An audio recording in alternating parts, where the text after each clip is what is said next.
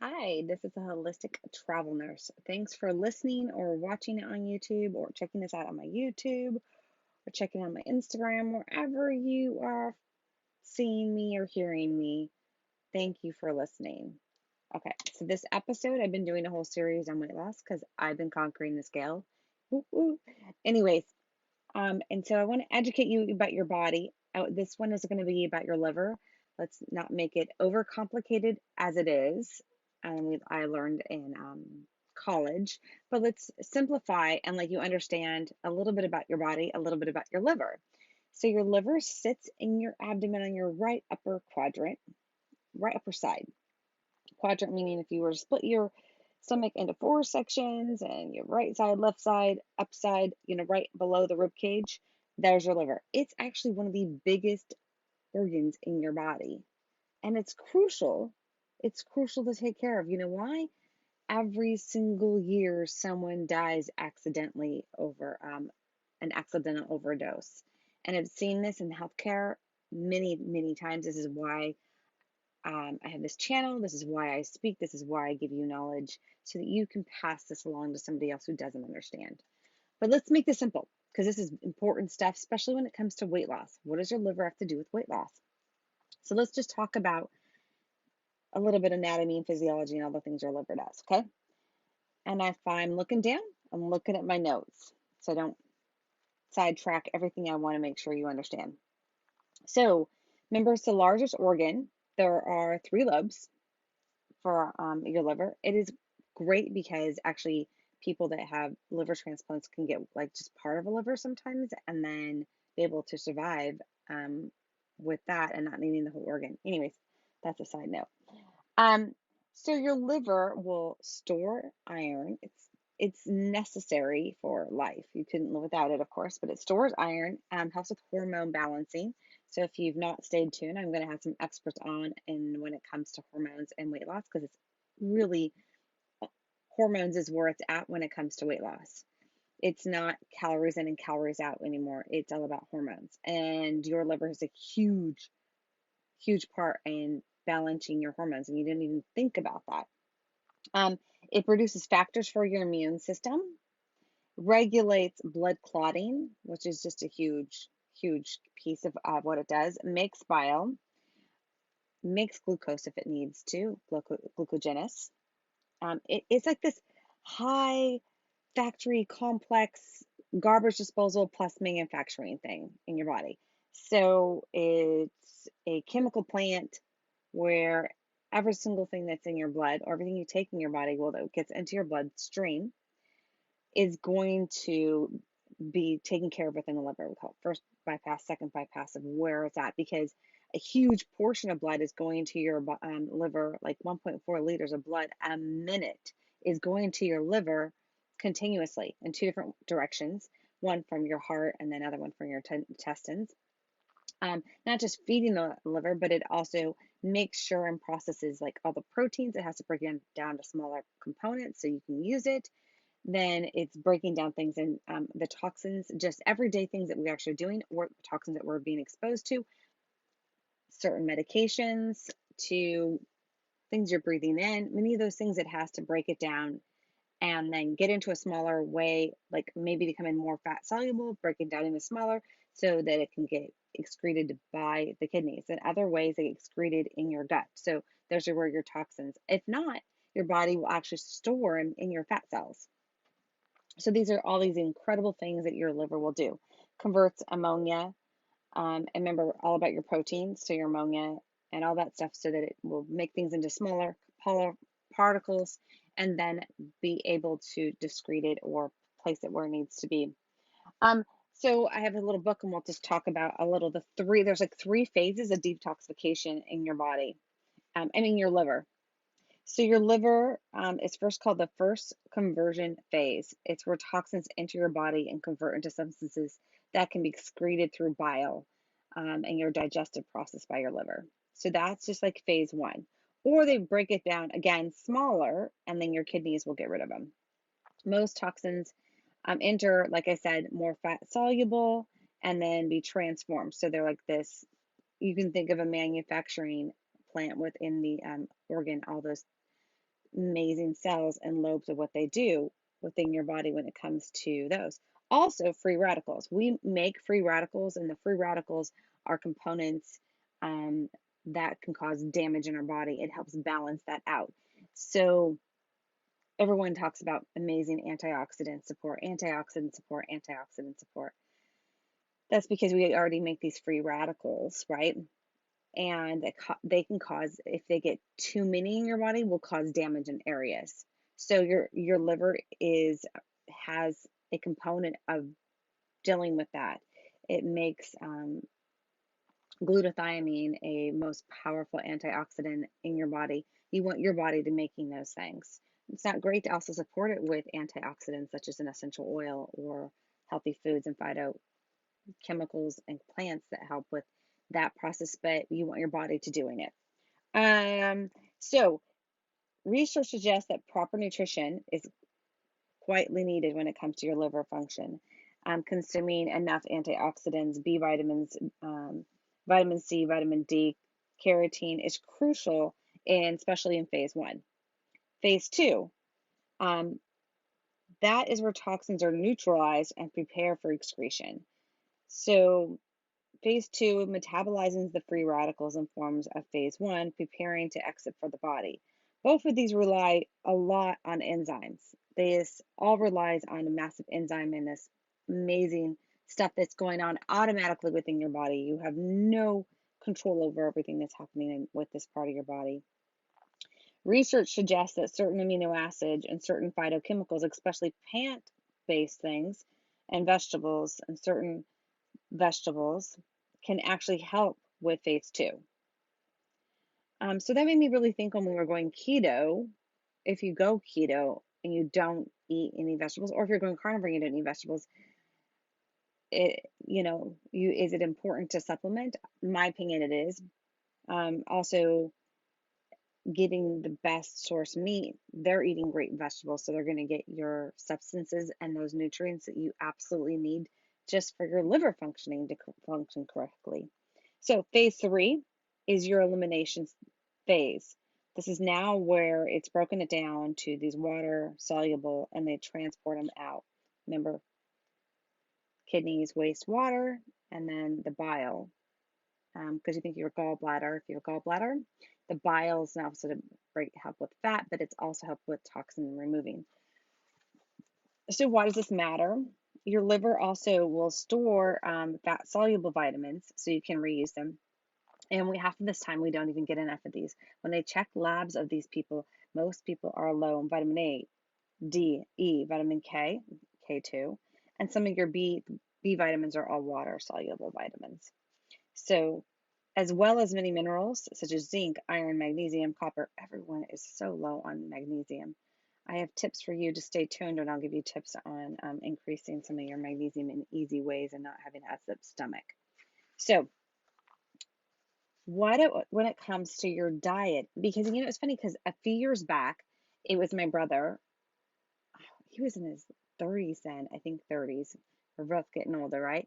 And he was diagnosed with fatty liver, and they did the scope, and he's not a huge drinker. All the stuff that this fatty liver is one progression in your liver that can get into liver disease and cirrhosis cirrhosis will eventually kill you. So if your liver does not function, eventually it will kill you.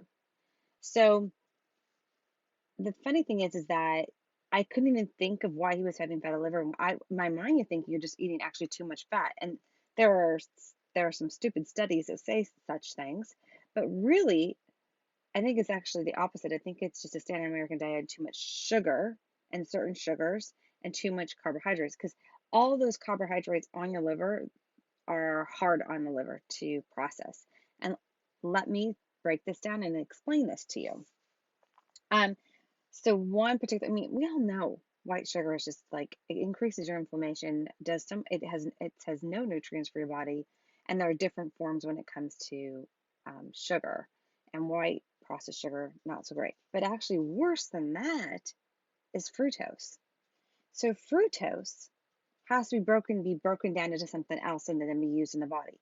If you just eat white sugar and you break it down really quickly to glucose, and then most of your cells in your body will take up glucose just fine. They can't do fructose though.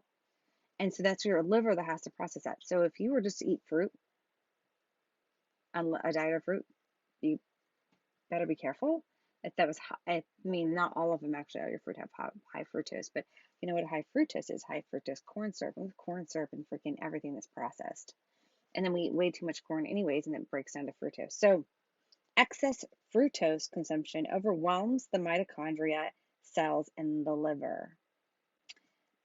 That's very important when you're thinking about weight loss and you're thinking about having a really good functioning liver.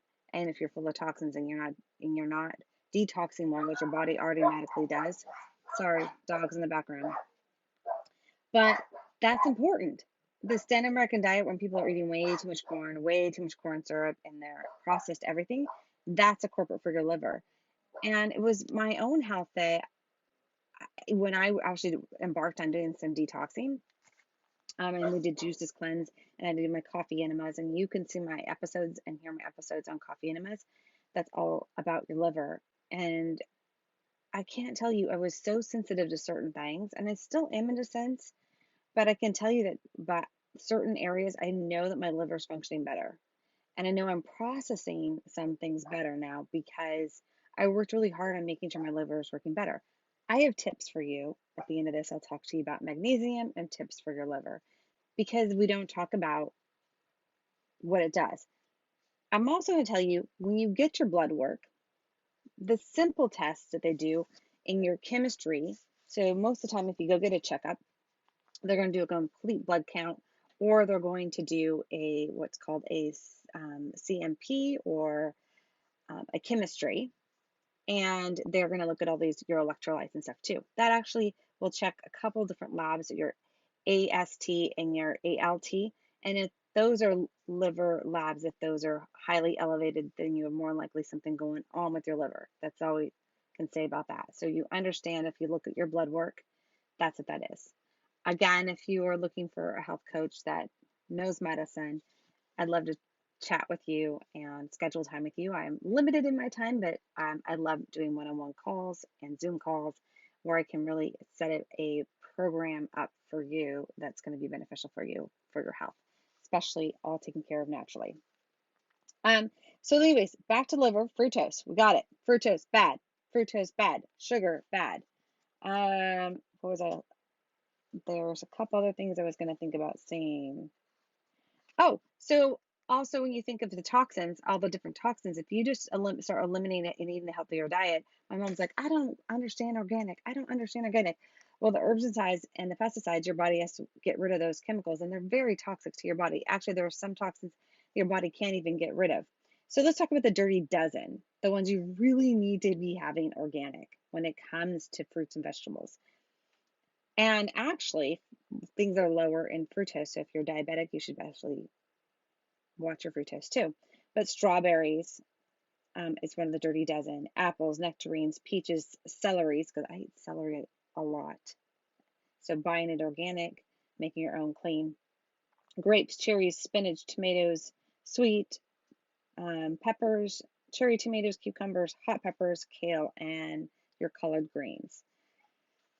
So ones that you can kind of get non-organic and shop, that your avocados, pineapples, cabbage, peas, asparagus, papayas, eggplant, honeydew, grapefruit, cantaloupe, cauliflower. So those are a little bit safer, not organic. So if you are looking to save some money, those are just some ideas.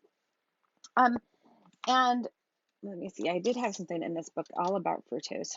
This is an obesity code. He talked about fructose in and how it is so dangerous.